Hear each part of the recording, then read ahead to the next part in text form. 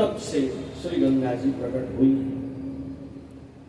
भगवान शंकर ने जगत कल्याण के लिए गंगा जी को अपनी जटाओं में धारण किया और भागीरथ की प्रार्थना करने पर एक कोना जटा का खोला है, वही स्थान गौमुख पर्वत कहलाया और गंगा जी उत्तरकाशी, ऋषिकेश, हरिद्वार, प्रयाग, काशी, बनारस होते हुए श्री गंगा सागर तक पहुंची हैं। लगभग 2400 किलोमीटर का ये सफर तय करके उन दिवंगत आत्माओं को जैसे ही उनकी अस्थियों को गंगा जल का स्पर्श मिला है, उनको परम शांति प्राप्त हुई, परम धाम की प्राप्ति हुई।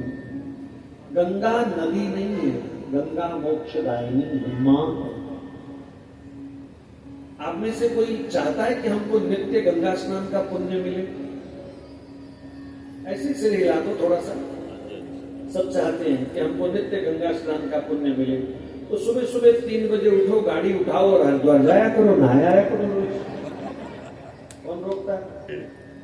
4 घंटे जाने में लगेंगे, 4 आने में लगेंगे, 12 बजे आके दुकान खोल लेना।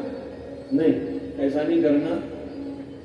गंगे तब दर्शनात् मुक्ति, गंगा जी के दर्शन मात्र से मुक्ति मिलती है। और सुनो, हरिद्वार जाके स्नान करो, बहुत अच्छी बात है, लेकिन 100 कोस 400 कोस दूर बैठा हुआ भी व्यक्ति गंगे गंगे गंगे अगर बोलता है तो उसे घर बैठे गंगा स्नान का पुण्य प्राप्त होता है। ऐसी हमारे शास्त्रों की घोषणा।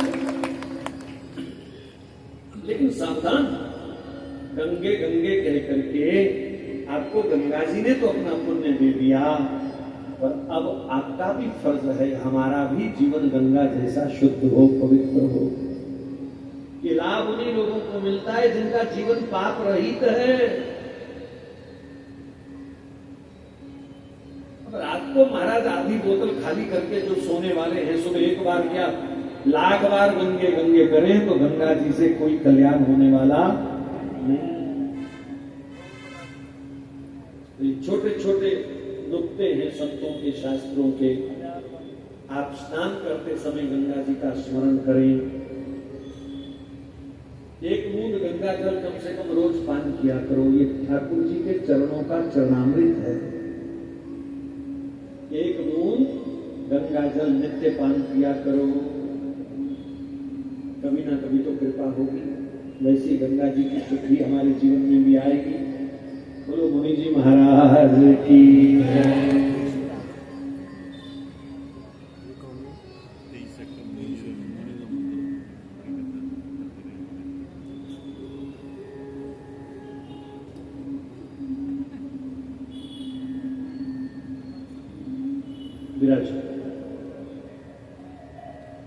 बाल कृष्ण भगवान की जय, गंगा मैया की जय। तो गंगा जी ने गंगा सागर जाकर के उन सब अस्थियों को जब अपना स्पर्श प्रदान किया तो सबको वैकुंठ गति प्राप्त हुई। मैं एक छोटी सी बात पहले भी कई बार बता चुका, केवल 2 पंक्ति गंगा जी की महिमा। शिव पुराण की छोटी सी कथा है। एक सांप गंगा जल पी रहा था नदी में, प्यास लगी तो उसका मुख जो था गंगा जल में था। पीछे से एक गरुड़ पक्षी ने झपटा मारा, सांप की और गरुड़ की दुश्मनी में, और उसकी जाके गर्दन पकड़ ली, गर्दन दबा दी। सांप के प्राण निकल गए, लेकिन प्राण निकलते ही वो सर्प क्योंकि गंगा जल मुख में था, वो नारायण स्वरूप होकर के गरुड़ जी की पीठ पर बैठ गया और कहा चल वैकुंठ छोड़ के आ मुझे। यह है गंगा जल की नदी। लेकिन फिर चलते चलते सावधान करो, जो ठेके का जल नहीं पीते ना, गंगा जल उन्हीं पे असर करेगा। सारा दिन अंडा मांस चबाने वाले और वो भी कहें कि गंगा जल पीने से हमारा जल्दी कल्याण हो जाए, उनकी शुद्धि तो यमदूत करेंगे, नरक में डुबकियां लगवा कर। इस संसार का सबसे बड़ा और बढ़िया प्यूरिफिकेशन सेंटर जो है ना, जहां हर प्रकार के आदमी वॉश किए जाते हैं, वो है यमदूतों के 28 नरक। तो पापी लोगों की शुद्धि तो वहीं होगी जाकर। अब तो महाराज बड़े बड़े घरों में अमीरों के फैशन ऐसे हो गए, आदमियों की कौन कहे, औरतें भी दारू पीने लग गई हैं। बड़े घर अपने आप को बड़ा मानते हैं जो, अरे तुम बड़े नहीं, नीच हो, नीच। तुम गिरे हो, बड़े नहीं हुए, तुम्हारा पतन हुआ। तुम बड़े होते ना तो गंगा जल पीते, तुम बड़े होते तो गौ माता की शरण में जाते, तुम बड़े होते तो सत्संग में बैठे होते। सबसे बड़ा वही है जो ठाकुर जी के चरणों में पड़ा हुआ है। संसार में सबसे बड़ा वही है जिसकी जीवा पर गोविंद राधा नाम है।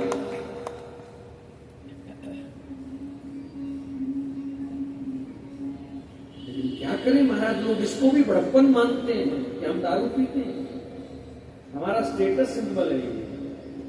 क्लब में गैर पुरुषों के हाथ पकड़ करके नाचना दारू पी करके, क्या ये बड़प्पन होता है? ऐसी कुरीतियों से समाज को बचना चाहिए। हमारे यहाँ स्त्रियों में तो देवताओं का वास कहा गया, यत्र नारेस्तु पूज्यन्ते रमन्ते तत्र देवता।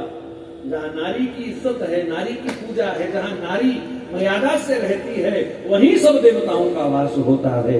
ये भारत की नारी को क्या हो गया है? फटे कपड़े पहनने शुरू कर दिए। तो कभी कभी फटी निकरें देख करके लड़कियां पहन के निकलती है ना, तो मन डर जाता, आगे जाए कि ना जाए। ऐसे लगता है जैसे अभी वहां ब्लास्ट हुआ है, तभी इनके कपड़े फट गए, ऐसे चीखते निकल रहे हैं, धागे लटके हुए। ऐसे ऐसे कपड़े पहनने में वो अपनी मेरे को एक बात बताओ, अब प्रसंग आया है तो एक पंक्ति बोल देता हूं, भले किसी को बुरी लगे। चमड़ी दिखाने से क्या होता है? दिखाओ, बताओ मुझे। ये जो आजकल चमड़ी दिखाने का फैशन है, विशेषकर औरतों में, लड़कियों में, इससे क्या होता है? क्या है तुम्हारी चमड़ी में ऐसा जो दिखाते फिरते लोगों को? ऊंची ऊंची निकरें पहन लेंगी और कम से कम वजन की वो, क्या बोलूं मंच से महाराज, वृंदावन को नहीं छोड़ा इनके फैशन ने। ऐसे ऐसे भद्दे कपड़े पहन करके घूमती हैं कि बिहारी जी भी बेचारे सोचते होंगे अब जाऊं तो जाऊं कहां, भागूं तो भागूं कहां। लोग कहते हैं बिहारी जी ने चीर हरण किया, ठाकुर जी ने चीर हरण किया, ये तो पहले करके आई है अपना चीर हरण। कपड़ा दिखता ही नहीं, दुपट्टा तो गायब होता जा रहा है, और दुपट्टा है तो सिर पे रखने की आदत नहीं। रहन दो, चलो भाई, लड़कियां बटियां दुपट्टा संभाल, दुपट्टा कहां चला गया? एक बात याद रखना, दुपट्टे का अर्थ क्या होता है? दो पट हैं जिसके, एक मातृ पक्ष का, एक ससुराल पक्ष का। सज्जनों देवियों, जब दुपट्टा खिसकता है तो समझ लेना तुम दोनों कुल की लाज को डुबो रही हो। दुपट्टा खिसकने का ये अर्थ है।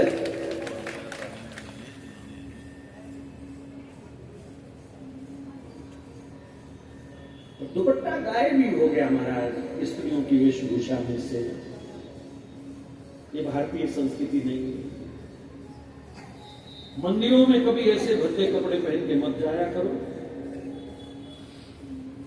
मैंने कई बार देखा नाइट सूट में देवियां मंदिर चल पड़ती है, निक्कर पहन के आदमी जल चढ़ाने के लिए निकल पड़ते हैं। जैसे तुम्हारे दफ्तर की कोई यूनिफॉर्म है, जैसे और स्थानों पर कोई ना कोई यूनिफॉर्म कोड होता है, ऐसे हमारी कथाओं में, तीर्थों में भी कोई ना कोई सभ्य पहरावा होना चाहिए। तो हम चर्चा कर रहे थे, गंगा जल से उनका उद्धार हुआ।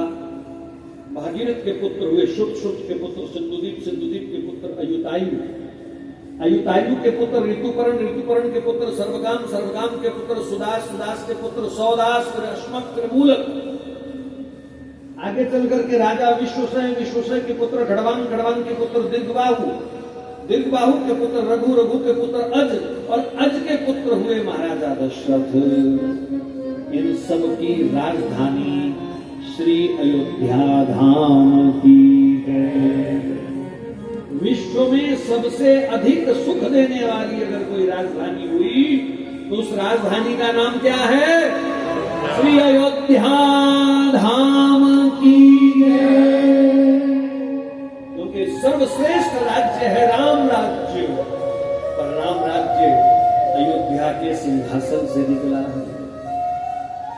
बात और कहूं, राम जी जब वनवास थे तो अयोध्या के सिंहासन पर कौन था? जल्दी बोलो। राम जी की खड़ाऊ। अगर आप उन 14 सालों का इतिहास पढ़ें, कान खोल के सुनना मेरी बात, अगर 14 सालों का आप इतिहास पढ़ें, राम जी की चरण पादुका सिंहासन पर है। एक भी मर्डर नहीं हुआ, एक भी चोरी नहीं हुई अयोध्या में, एक भी कोई बलात्कार नहीं हुआ, किसी की जमीन पर किसी ने कब्जा नहीं किया, यानी कोई भी गैर कानूनी काम 14 वर्ष अयोध्या में नहीं हुआ। मानते हैं कि नहीं इस बात को? शास्त्र कह रहे हैं तो मानना पड़ेगा। राजा कौन है? राम जी की चरण पादुका। अब मैं चरण पादुका नहीं बोलूंगा, अब थोड़ी खड़ी भाषा बोलूंगा, पंजाबी वाली। 14 साल कोई मर्डर नहीं हुआ, 14 साल कोई गैर कानूनी काम नहीं हुआ, 14 वर्ष कोई रेप हत्या नहीं हुई, 14 वर्ष कोई लूटपाट नहीं हुई, कोई भूमाफिया किसी की जमीन पर कब्जा नहीं कर पाया। उसका कारण क्या था? सिंहासन पर जूता रखा हुआ था। आज भी शांति तभी आएगी जब सरकार, शासन, प्रशासन हाथ में जूता रखेगी, नहीं तो ये दुष्ट सुधरने वाले नहीं है।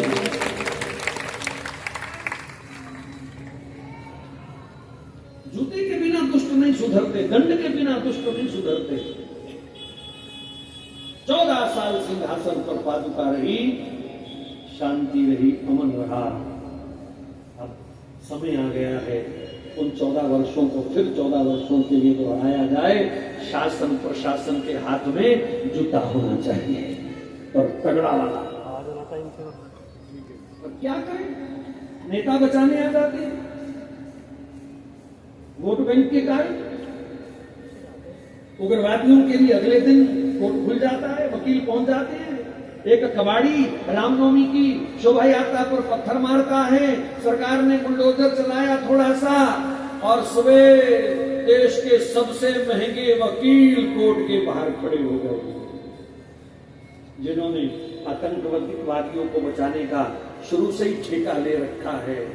अब मैं नाम नहीं लूंगा महाराज, चड्डों पर गंदा नाम जीवाब से लेना ही क्यों, आप सब जानते हैं। वही राम मंदिर के विरुद्ध में खड़े थे, वही राम सेतु के विरुद्ध में खड़े थे, और वही हमेशा अफजल गुरु के हक में खड़े रहते हैं। वही कश्मीरी आतंकवादियों को बचाने वाले हैं, वही बंगाल के इतने इतने गंदे घटनाक्रम का बचाव करने और सरकार के पक्ष में खड़े हो जाते हैं, हिंदुओं के खिलाफ खड़े हो जाते हैं। जिनसे 5 मिनट की मुलाकात करने के लिए 10-12 लाख रुपया चाहिए, वो कबाड़ी के लिए वो सबसे महंगे वकील कोर्ट खुलवा के और उसकी जमानत करा देते हैं, बुलडोजर पर रोकथाम लगा देते हैं। क्या इसको कानून कहते हैं? लोगों के 30-30 साल के मुकदमे, कोर्ट में उम्र बीत गई, जूते घिस गए, लेकिन आतंकवादियों की पैरवी अगले ही दिन हो जाती है। ये व्यवस्था कब बदले? परमात्मा ने भारत को मौका तो दिया था, लेकिन हम हिंदू उस मौके का पूरा लाभ नहीं उठा पाए। मौका तो दिया, इसका मतलब अत्याचार सहना हमारी आदत बन चुकी है। वैसी घिसी पिटी व्यवस्था में रहना हमको अच्छा लगता है, तभी तो।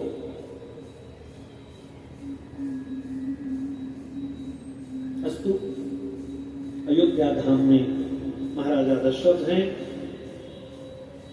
कुबेर से भी अधिक संपत्ति के स्वामी हैं। अवध राज सुर राज सिराही, दशरथ धन लखी धनद लजाही। कुबेर भी लजा जाता है दशरथ जी का वैभव देख करके। अधिक चर्चा का समय नहीं है, इतना ही कहूंगा, सब कुछ है और संतान सुख नहीं है। रावण को ब्रह्मा जी से पता चला कि कौशल्या पुत्र तुम्हारा काल बनेगा, तो रावण ने ऐसी व्यवस्था कर दी। लंबी चर्चा पढ़नी हो तो आनंद रामायण में आप पढ़ लीजिए। दशरथ पुत्र पैदा ही ना हो, कौशल्या पुत्र पैदा ही ना हो, ऐसा उसने तांत्रिक प्रयोग कर दिया। दशरथ जी जानते थे मेरे संतान नहीं होगी, लेकिन बुढ़ापे में एक दिन सिंहासन पर बैठे थे, सिंहासन से आवाज आई, आपके बाद कौन? गुरुपुत्र, छोटा सा वशिष्ठ पुत्र बालक, वो रो के पूछता है पिताजी से, आपका यजमान सामने बैठा है, मेरा यजमान कौन? और जब ये रहस्य खुला तो महाराजा दशरथ को बड़ी चिंता हुई, और पहली बार हुई। एक बार भूपति मन माही,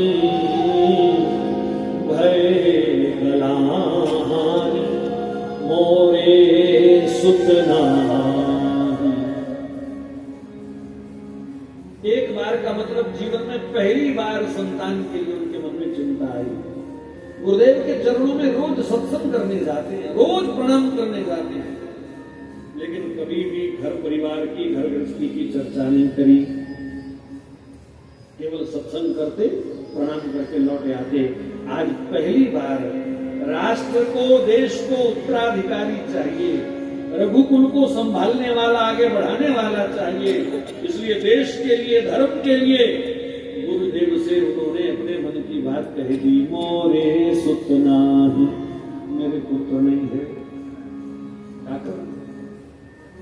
गुरुदेव ने भी देखा, जिसने कभी आज तक अपनी जुबान नहीं खोली, मेरे सामने कुछ मांगा नहीं, अगर आज पहली बार उसकी जीवा पर ये चिंता का शब्द आया है, तो ऐसे समर्पित शिष्य की चिंता दूर करना अब मेरा कर्तव्य है।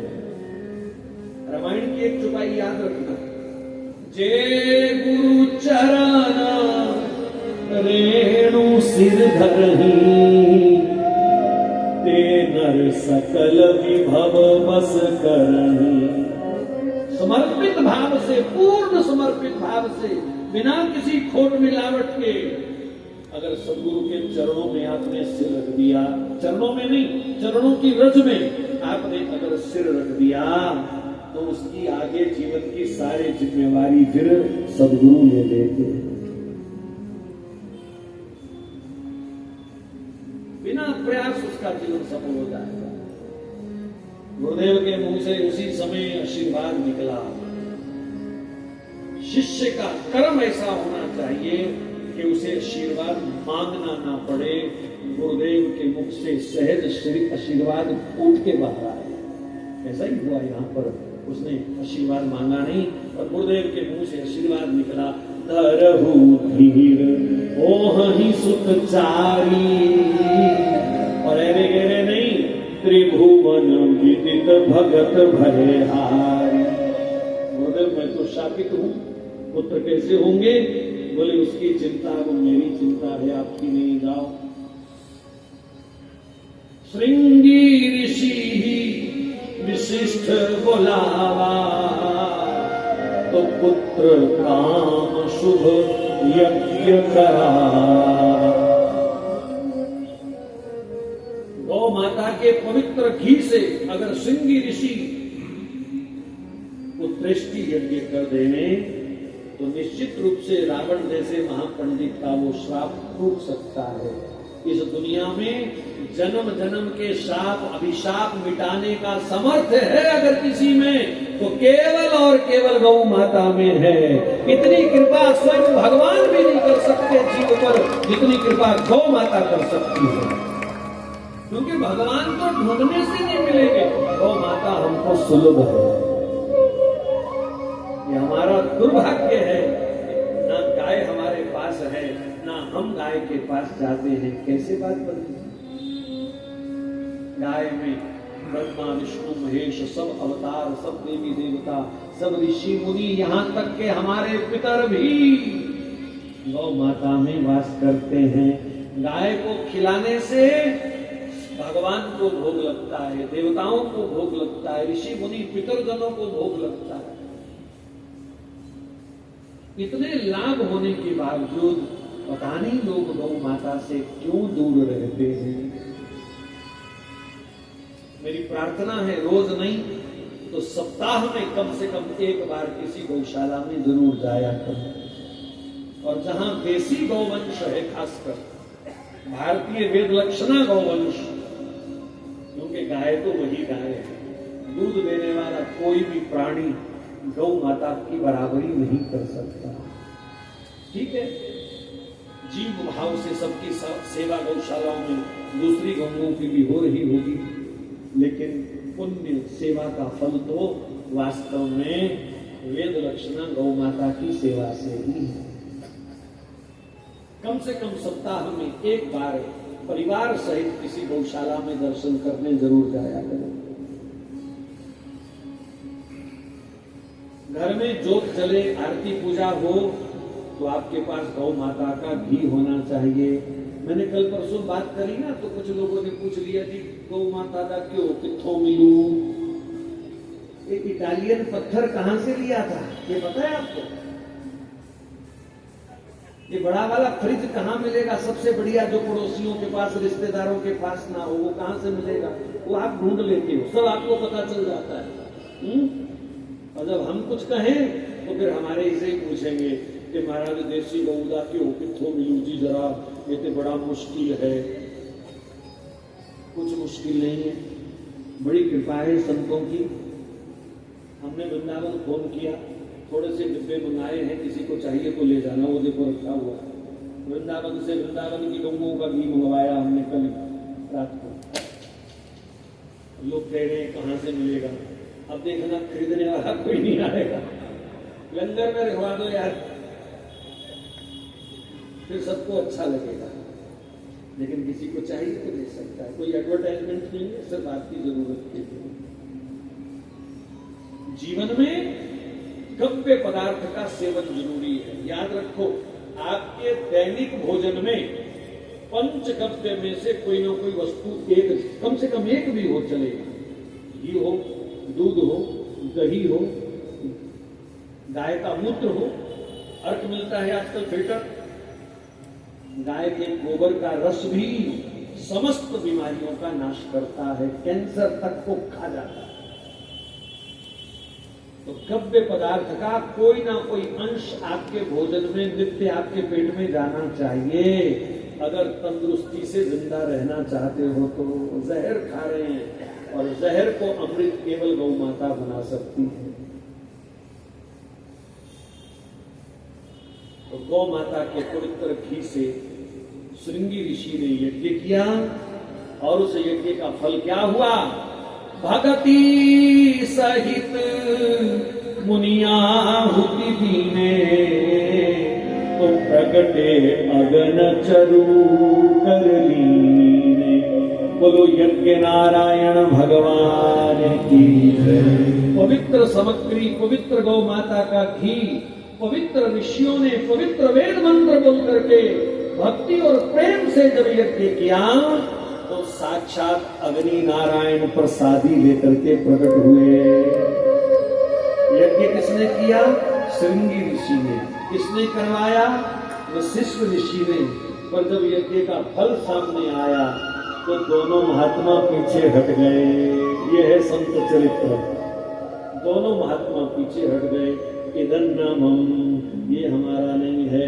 दशरथ जी, तो प्रसाद किसको? परिश्रम स्वयं किया और फल महाराजा दशरथ को दिया।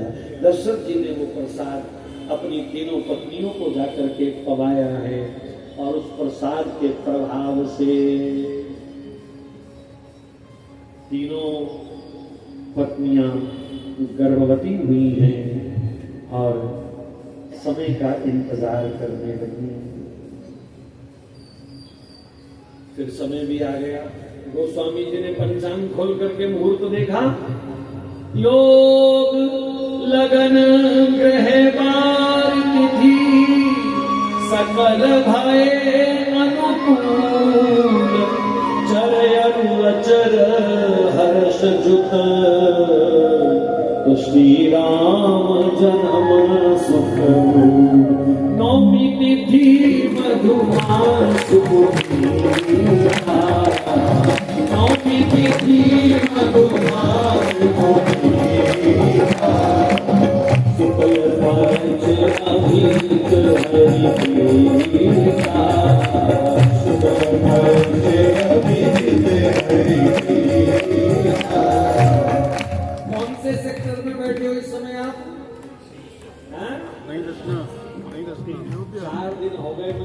हाल सेक्टर से बैठे हो।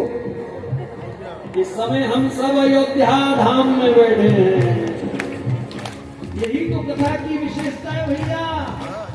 सब तीर्थों का दर्शन, सब भगवान के अवतारों का दर्शन एक स्थान पर अगर मिल सकता है तो भगवान की कथा में मिल सकता है, और ऐसी सुविधा कहीं नहीं। कहाँ बैठे हो? अयोध्या में। मैंने सुना नहीं भैया, कहाँ बैठे हो? अयोध्या में। ये आगे आगे वाले बैठे हैं कि पीछे वाले भी बैठे हैं? सारे ही बैठे हैं। कैमरे से पीछे जो बैठे हैं वो बताना, आगे वाले चुप रहना। कहाँ बैठे हो भैया? शाबाश शाबाश। नौमी तिथि मधुमास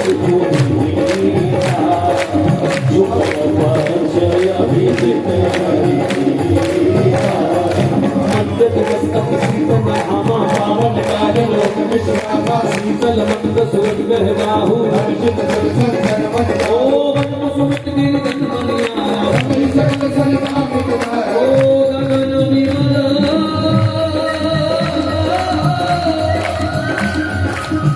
गगन विमल संकुल सुधा गावहि गुण गंधर्व गरुड़ा परसहि सुमना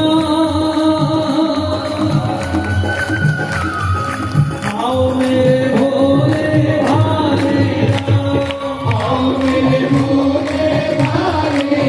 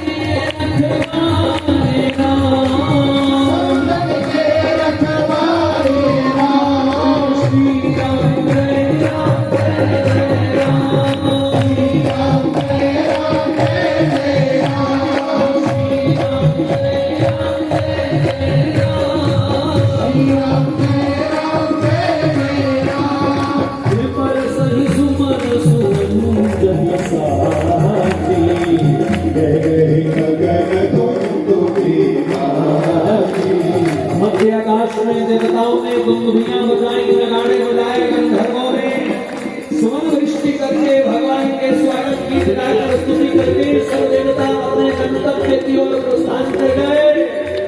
और उसी समय गोस्वामी तुलसीदास जी की कलमना चलने लग गई। सुर समूह विनती करी पहुँचे निज निज धाम, जग निवास प्रभु प्रगटे अखिल लोक विश्राम सियावर रामचंद्र की बधाई हो। प्रगट पिता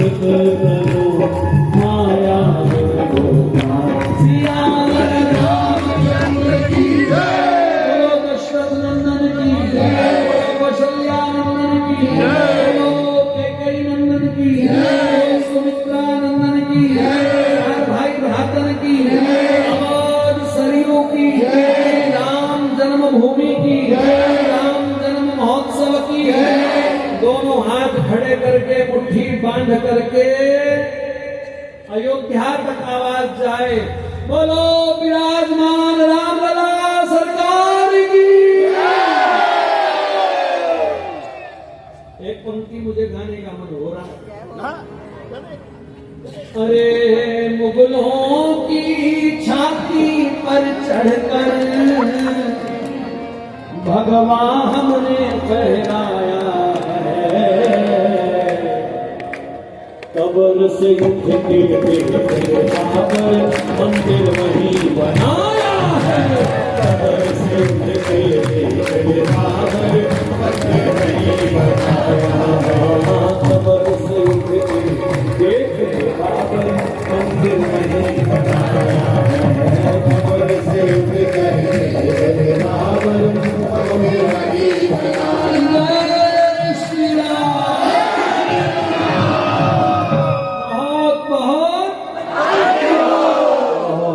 सबको बधाई।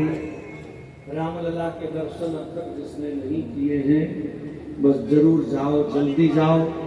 कोई हमारे साथ जाना चाहे तो 13 से 19 दिसंबर अवध धाम में श्री राम कथा का आयोजन है। कोई भाग लेना चाहे तो अगर टिकट वगैरह का इंतजाम हो गया तो हम जरूर लेके चलेंगे। रहने की व्यवस्था ठाकुर जी की कृपा से हमारे पास है, तो जो भी जाना कोई चाहे अगर, वैसे अपने सदस्य मेंबर पूरे हो चुके हैं, जितने सोचे थे उससे 20-25 ज्यादा ही हैं राम जी के प्यारे, फिर भी व्यवस्था और मिल गई है थोड़ी, तो कोई उसमें भाग लेना चाहे। बाकी आपको जब समय लगे, हमारे साथ तो वही जा सकेगा जो 8 दिन का समय निकालेगा भैया। हम बीच में नहीं छोड़ते, पूरी बातचीत करा के, वाकफियत करा के, पूरा परिचय करा के फिर आपको वापस भेजेंगे वहां से। तो दिव्य ठाकुर जी की कृपा से उत्तर, दक्षिण, पूर्व, पश्चिम सब भगवान के दिव्य दिव्य तीर्थों पर, दिव्य दिव्य मंदिरों का दर्शन दास को प्राप्त हुआ है। लेकिन ऐसा दिव्य मंदिर कहीं नहीं है दुनिया में जैसा मेरे रामलला का बना है। कला की दृष्टि से, भावना की दृष्टि से और किसी भी दृष्टि से आप उसको लीजिए, ऐसा दिव्य मंदिर सचमुच और कहीं नहीं है। और अभी तो चल रहा है काम, 1-2 साल में तो ये सब अजूबे जो हैं सब ढेर हो जाएंगे, केवल एक ही अजूबा बचेगा, रामलला का भव्य मंदिर और कुछ नहीं।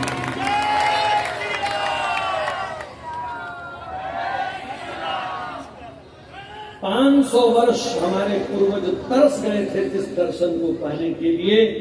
ये कितना बड़ा सौभाग्य हमारा कि वो अवसर हमको मिला दर्शन करने का। हमको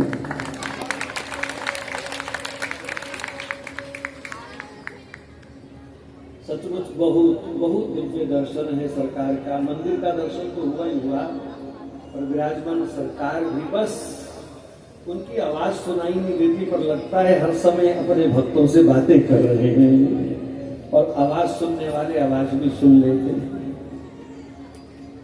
दर्शन की बड़ी अच्छी सुविधा है, कोई घबराए ना, कोई भीड़ भड़का नहीं, बहुत अच्छा प्रबंध है। मतलब मंदिर में प्रवेश करके आप 5 से 10 मिनट तक दर्शन कर सकते हैं। प्रवेश करते ही रामलला की झलक मिल जाती है, और वहां से आगे तक जाते हैं लगभग 8-10 मिनट जो भी समय है, वो पूरा जी भर के दर्शन आप कर सकते हो। तो जरूर जाओ, अवध धाम दर्शन करो। अब राम जी की कथा को मैं केवल प्रणाम कर रहा हूँ, क्योंकि भागवत जी में कुछ श्लोकों में शुकदेव जी ने राम कथा गाई है, और फिर कभी कहीं मौका मिला तो राम कथा का भी आयोजन ठाकुर जी करवा देंगे, चर्चा करेंगे, और संपूर्ण कथा को एक श्लोक में प्रणाम करेंगे। आदौ राम तपोवनाधिगमनम् अध्वामृगम् काचनम् हरणम् जटायुमरणम् सुग्रीव संभाषणम् पाली निर्दलनम् समुद्रतरणम् लंकापुरी भावनम् पश्चात् रावण कुंभकर्ण जय श्री रामायणम्। श्री सियावर रामचंद्र भगवान की जय। अच्छा, एक भगवान हमारे प्रकट हो गए, दूसरे प्रकट होने वाले हैं। बधाई बनती है मेरी कि नहीं? देख लो, मोटी मांग है मेरी, मुकर तो नहीं जाओगे? आप बोलो हमने बोला ही कुछ नहीं, मुकरना क्या है। वैसे मेरा कल भी मन हुआ मैं सूचना दूं, फिर मुझे पता चला कि पूज्य महाराज जी आ रहे हैं, स्वामी श्री कृष्णानंद जी, तो मैंने सोचा बोहनी उन्हीं से करूंगा।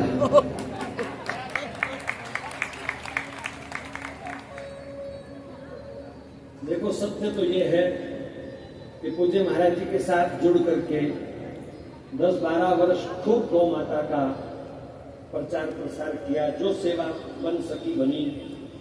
मेरी इच्छा थी कि मुझे वृंदावन में कहीं गौ सेवा मिल जाए, बरसाना में गौ सेवा मिल जाए, तो महाराज जी ने मुझे छुट्टी दे दी, बोली आप उधर जाओ, उधर सेवा देखो। तो मैं इनका बड़ा आभार व्यक्त करता हूँ हर समय, नहीं तो हम पंजाब में ही सीमित रह जाते। अब हम घूमे कहीं भी जाएं, कहीं भी अपना अंतिम लक्ष्य तो यही है, बाकी पूरा तो ठाकुर जी ने करना है। मेरी अंत समय विच फड़ लगी बां, देनी वृंदावन विच थोड़ी गई। अंतिम लक्ष्य तो यही है, बाकी ये पूर्ति तो उनके कृपा से ही होगी। तो वृंदावन धाम में, बरसाना धाम में, बरसाना की श्री जी की गौशाला श्री शुभानुकल्प में सेवा मिल गई। बेरियावन में बहुत पूरे महापुरुष संत देवरा बाबा जी के शिष्य सेवा कर रहे थे, 90-95 साल की आयु है, उनके साथ थोड़ा हाथ बटाने का अवसर मिल गया। लेकिन पता नहीं पंजाब की मिट्टी का कुछ कर्ज बाकी था। एक सज्जन हैं तो महाराज जी के पड़ोस के ही, मैंने उनको बहुत कहा कि आप महाराज जी से संपर्क करो, इस इलाके के वही सम्राट है, वही संभालेंगे इधर सब। और उस व्यक्ति ने जबरदस्ती 1 एकड़ जमीन मेरे नाम चिपका दी और कहा यहाँ गौशाला बनाओ, और चिपका करके वो चला गया इटली, मुझे फंसा गया बीच में। जैसे तैसे 6-7 महीने कथाएं कर करके और कुछ लोगों से सहयोग लेकर के 6,500 स्क्वायर फुट का पक्का लेंटर गौ माता के रहने के लिए तैयार हो गया है, और 2500 स्क्वायर फुट का पक्का लेंटर गौ माता की टूबी के लिए, शेड के लिए, वो काम 5-6 दिन से प्रारंभ हो गया है। उसी शेड के ऊपर 5-7 कमरे ग्वालों के रहने के लिए, आए गए के रहने के लिए, कभी आप आओ देखने तो बैठने के लिए वो भी बनने हैं। तो मेरा आप सबसे अनुरोध है, कोई इस पितृपक्ष में गौ सेवा के इस पवित्र कार्य में भाग लेना चाहे, कोई अपना योगदान डालना चाहे, तो एक लिफाफा ले लेना, उसमें गौ माता की सेवा लिख देना, अपना नाम फोन नंबर ऊपर लिख देना। कल गोवर्धन पूजा है, गिरिराज जी के चरणों में पितृपक्ष के अंदर पितरों के कल्याण हेतु, पितरों के निमित्त आप इस पवित्र सेवा को करके गौ माता का आशीर्वाद प्राप्त कर सकते हैं। वैसे सच ये है कि जब से हमने मांगना कम किया, मांगना छोड़ा है, ठाकुर जी तब से ज्यादा दे रहे हैं। तो मैं 3-4 दिन कह नहीं पाया, बिल्कुल मैंने सोचा छोड़ो। तो फिर कल एक सज्जन आए, अपने आप गौ सेवा पकड़ा गए, आज एक सज्जन आए, वो सेवा पकड़ा गए। तो मैंने कहा बाद में उल्लाने मिलेंगे मुझे कि आपने हमको बताया नहीं, तो हम भी कुछ सेवा करना चाहते थे पितृपक्ष में। तो हमारे पूज्य महाराज जी के सामने ही मैंने ये घोषणा करी है। 5-7 लाख रुपया तो इनसे भी ले लूंगा, चलो कोशिश करूंगा, अगर ये इन्होंने दे दिया तो।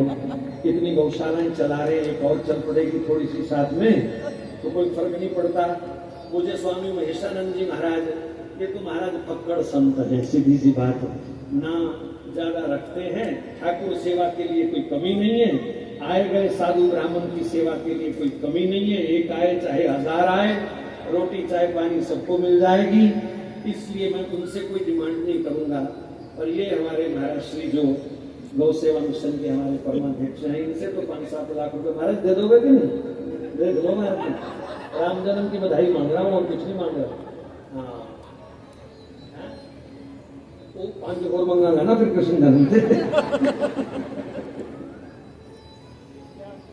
तो किसी का मन बने, देखो मेरी तरफ से हाथ जोड़ के प्रार्थना है, कोई बंधन नहीं, एक अपना कर्तव्य है। मैं ऐसा घमंड नहीं पालना चाहता कि मैंने कुछ बनाया, मुझे तो सबका सहयोग चाहिए और आप सहयोग करके बनाओ और मैं झाड़ू दे करके गौ माता के चरणों में गोबर साफ करूं, मुझे तो ये सेवा चाहिए भैया, सच कुछ होते।